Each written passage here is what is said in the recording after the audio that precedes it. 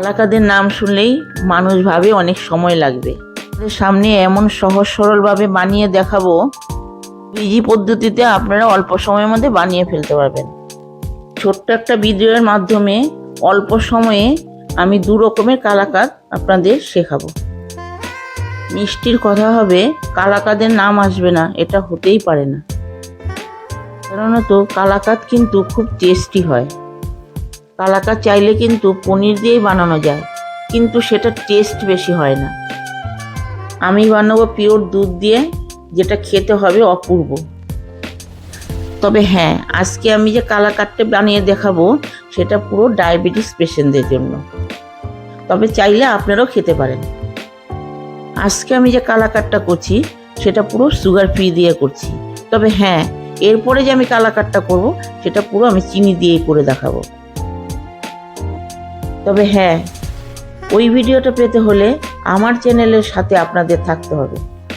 দেখুন আমার কালাকাঁদগুলো কত সুন্দর, সফট এবং দানাদার হয়েছে। দেখুন আমি 2 রকমের কালাকাঁদ করেছি, হোয়াইট এবং কালারিং 2 রকমের করেছি। শেষে একটা টিপস বলবো, কালাকাঁদটি টেস্টি অনেক দানাদার হয়, তাই ভিডিওটি স্কিপ না করে পুরো ভিডিওটা দেখুন।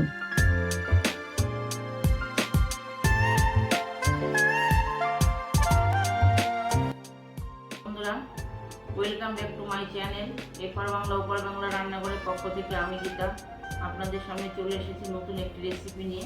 আজকে আপনাদের দেখাবো কালাকাঁদ। আজকে আপনাদের সামনে যে কালাকাঁদটি দেখাচ্ছি এটা সুগার ফ্রি কালাকাঁদ, ডায়াবেটিস পেশেন্টদের জন্য। প্লিজ ভিডিওটি স্কিপ করবেন না, পুরো ভিডিওটি দেখুন, আমার সঙ্গে থাকুন।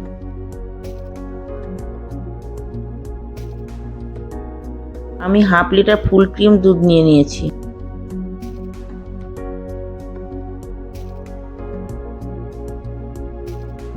এবার আমি হাফ লিটার দুধের মধ্যে 150 গ্রাম গুঁড়ো দুধ অ্যাড করে নিলাম। গুঁড়ো দুধটা আমি দিয়েছি তাড়াতাড়ি ঘন হওয়ার জন্য আর টেস্ট হওয়ার জন্য। দেখুন আমি এই দুধের মধ্যে আমি গুঁড়ো দুধটাকে ভালো করে মিশিয়ে নিচ্ছি। আপনারা এভাবে ভালো করে মিশিয়ে নেবেন। দুধের মধ্যে গুঁড়ো দুধটা ভালো করে মিশে গেছে। এবার আমি পনিরটাকে দিয়ে নেব। ফ্রেন্ডস, আপনাদের একটা কথা বলি, আমি 1 লিটার ফুল ক্রিম দুধ নিয়ে আমি ছানাটাকে করে রেখেছিলাম, তাই ছানা করাটা আমি আর দেখালাম না, আমার আগের ভিডিওতে আছে। দেখুন আমি ছানাটা দিয়ে ভালো করে নাড়িয়ে নিচ্ছি, যাতে যেন নিচে না লেগে যায়। দেখুন দুধটা কমে শুকিয়ে এসছে, অনেকটা ঘন হয়ে এসছে। দেখুন দুধটা পুরো শুকিয়ে এসছে। এবার আমি একটু এলাচের গুঁড়ো দিয়ে দেব, এটা অপশনাল, আপনারা দিলেও পারেন না দিলেও পারেন। এবার ফ্রেন্ডস আমি 3 চামচ সুগার ফ্রি অ্যাড করে দেব, ভালো করে নাড়িয়ে দেব যাতে যেন সুগার ফ্রিটা ভালো করে মিশে যায়।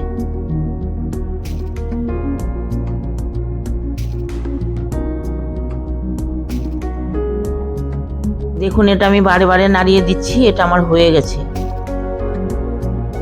এবার আমি সন্দেশ বানানোর ট্রের মধ্যে একটু বাটার মাখিয়ে নেব, কারণ কালাকাঁদের শেপটা যেন ভালোভাবে বসে যায়, তুলতে যেন সুবিধা হয়। দেখুন আমার মাখানো হয়ে গেছে। এবার আমি কালাকাঁদগুলোকে দিয়ে নিচ্ছি।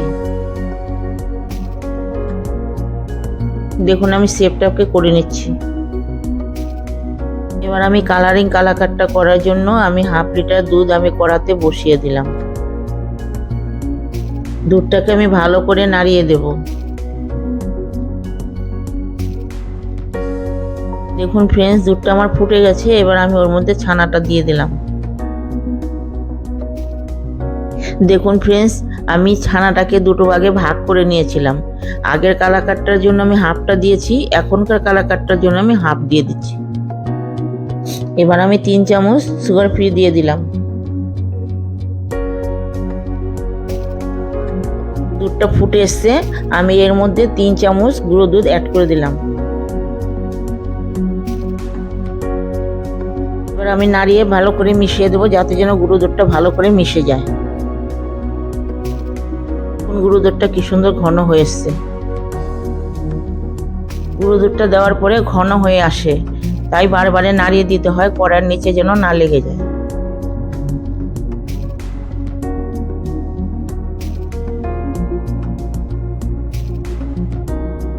এই অবস্থায় বারে বারে নাড়াতে থাকবো। দেখুন আমার দুধটা শুকিয়ে গেছে।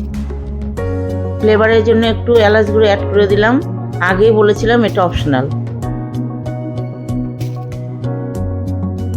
দেখুন শুকিয়ে এসছে। এবার আমি কালাকাঁদের ময়ামটাকে আমি দুটো ভাগে ভাগ করে নেব।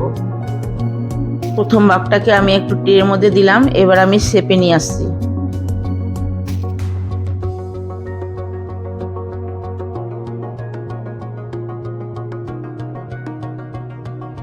দেখুন প্রথম ভাগটা কি সুন্দর সেপে চলে আসলো। দ্বিতীয় ভাগটাকে নিয়ে এবার আমি কড়াতে ভালো করে নাড়াবো। আর এর মধ্যে একটু ফুড কালার অ্যাড করে দেব। ভালো করে নেড়ে এই কালারটাকে ভালো করে মিশিয়ে নিচ্ছি।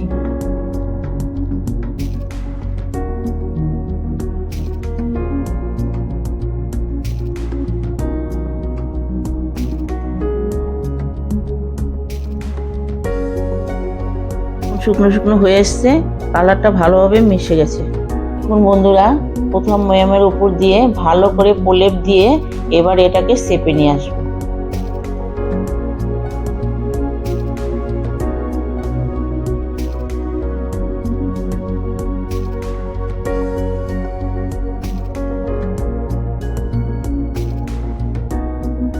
দেখুন পুরোটা দিয়ে দিলাম।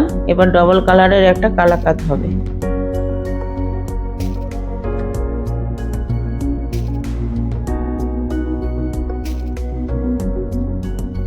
দেখুন আমি ভালো করে সেপে নিয়ে আসছি, আপনারাও ভালো করে সেপে নিয়ে আসবেন। দেখুন বন্ধুরা আমার দু রকমের কালাকাঁদ রেডি।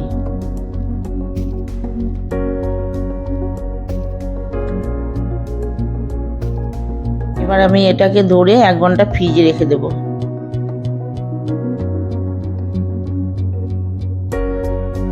এক ঘন্টা হয়ে গেছে, আমি ফ্রিজ থেকে বার করে নিয়েছি। এবার আমি কালাকাঁদগুলোকে কেটে নেব পিস পিস করে।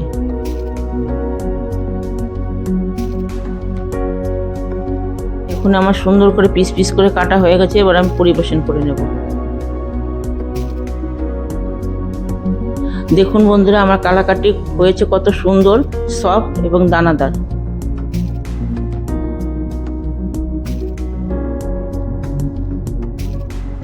প্লিজ আমার ভিডিওটি দেখে আপনারা বাড়িতে করে খাবেন।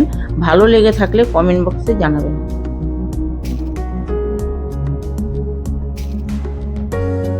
আর হ্যাঁ, মেনলি এই কালাকাঁদটি ডায়াবেটিস পেশেন্টদের জন্য বানানো।